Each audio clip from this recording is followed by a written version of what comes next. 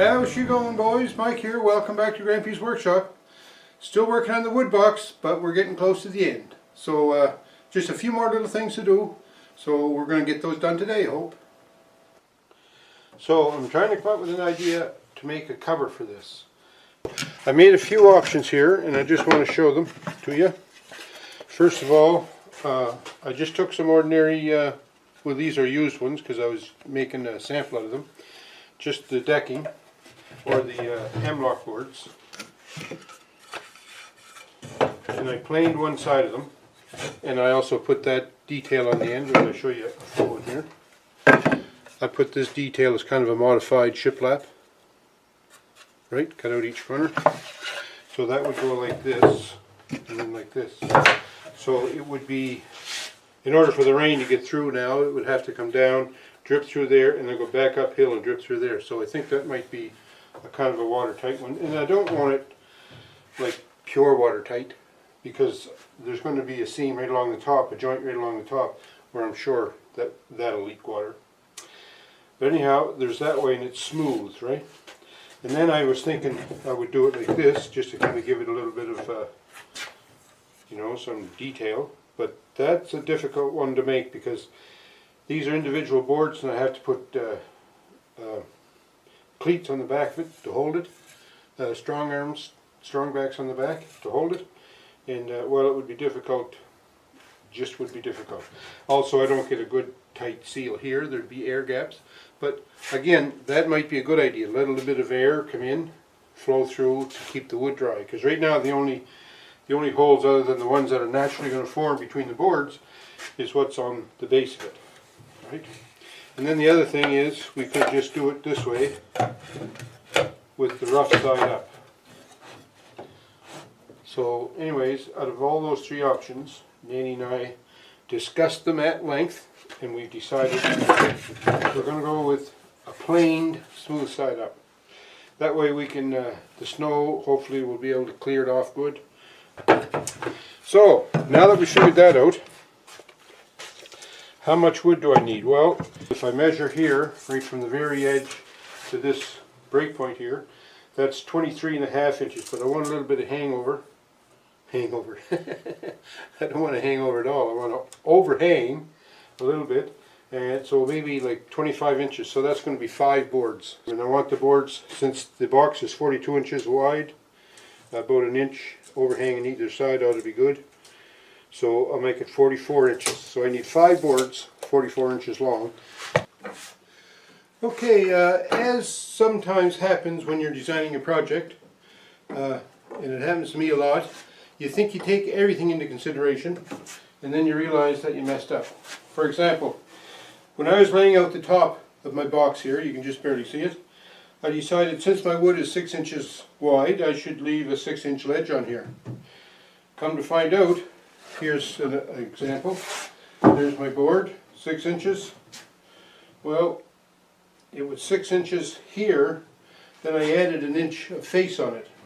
So now I need a 7-inch board.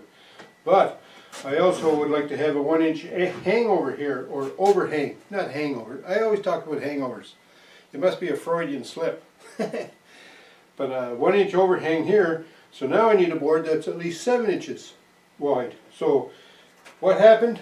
I had to mill up a couple of extra boards, and I jointed the edge here, and now what I'm going to do is glue them together. I'm going to use biscuits on this. And we'll try to stick them together and see what happens. So I'm just going to use ordinary, well, not ordinary, this is outdoor weatherproof glue from the Pages. Just going to put a little glue on here.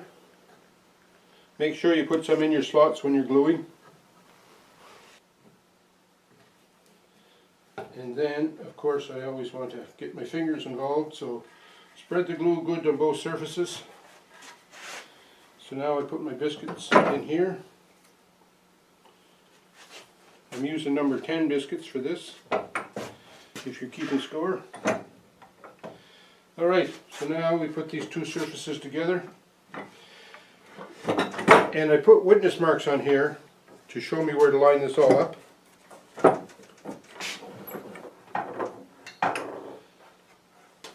Anyway, that's going to work out good for my top board, and I've cut these boards here to be the sloping part of the top with this sort of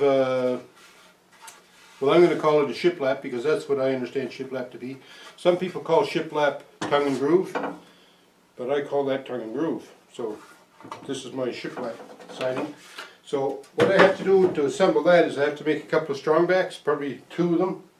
So I'm going to do those next, and then we'll have a look at that. Alright, we're starting to put the top together. These gaps here, I want to glue those together, but I'm just going to lay out a bead of PL Premium because PL, like I said earlier, fills gaps, and because these boards are kind of misshapen, I might need that.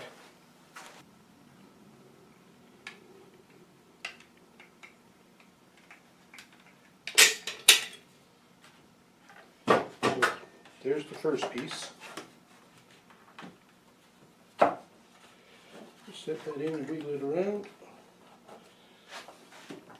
Now I just want to see what the bonding is going to be like that. Oh yeah, that's smeared out pretty good. So that should be good.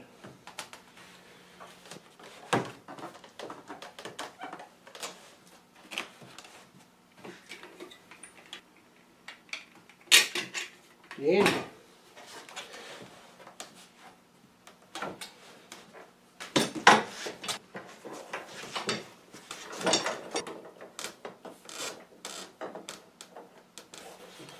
So that looks pretty good. Now I have the strong backs that I need to put in place. And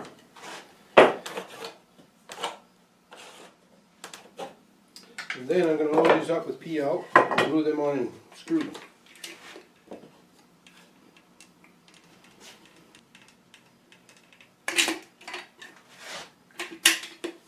Something like that. So then I'll set this down in here.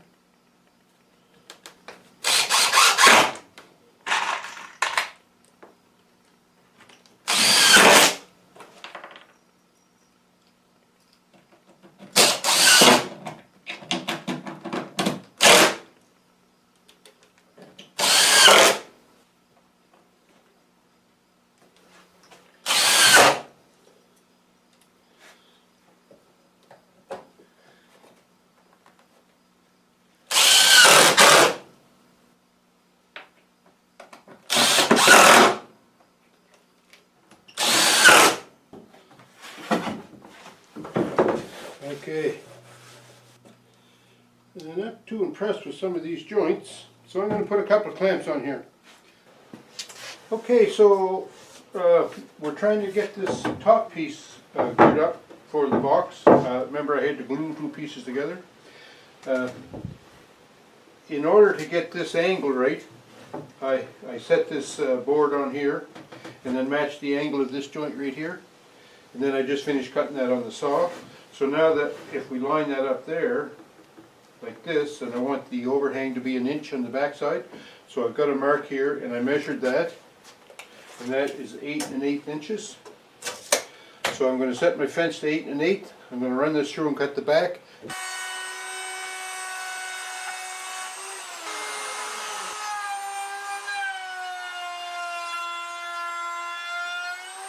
So we're going to position this now, and I'm going to screw it through the top.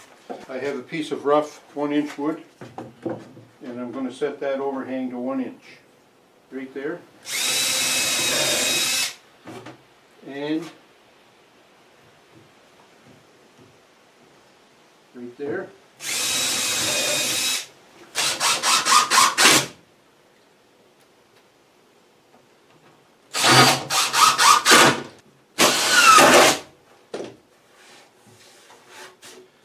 There.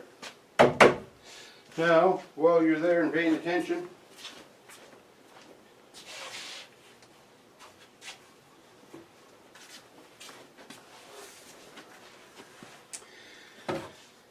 here's the cover that I made up, and the joints didn't turn out nearly as good as what I wanted, but anyway, that's what they are. And you know what, it sort of gives it some character, I think. It might just be an excuse because of the poor joinery, but And then we have the strong backs on the back of it to try to keep this kind of halfway straight. So this is the top part, but the cover is going to go on like this.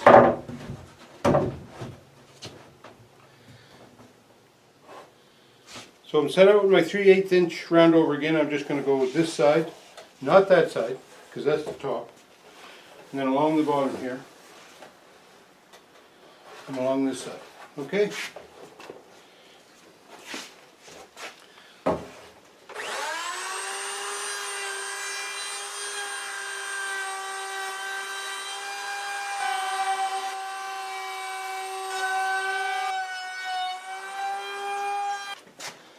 Okay, I think we're ready now for the final time assembling this. So that joint's pretty tight, certainly not watertight, and the water will get through it eventually because the wood's going to shrink up. But it's closed this nice, and there's a good fair bit of finger hold here, so that's good. There now.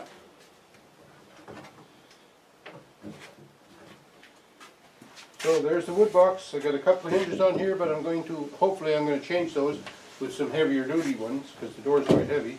But the door opens, it'll lean against the building, so it'll be able to prop like that while I load her up with wood, and I should be able to get, you know, a good couple, maybe 3 days worth of wood in there. Alright, so I finished my wood box. I hope you like it. I hope this project inspired you to go and try something.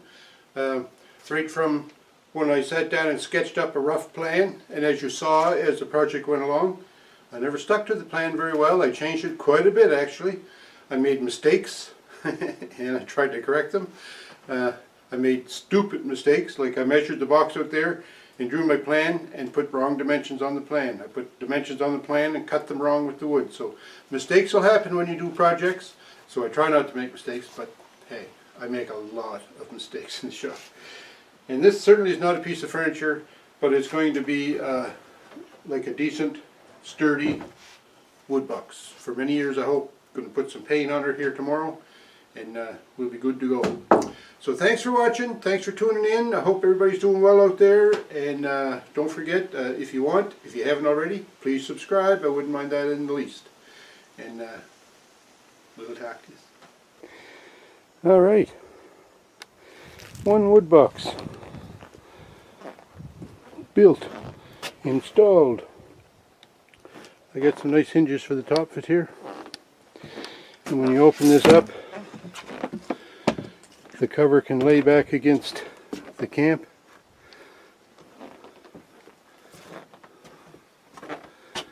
So that works out alright. And doesn't look too bad inside either. All things considered, I think it'll make a great wood box.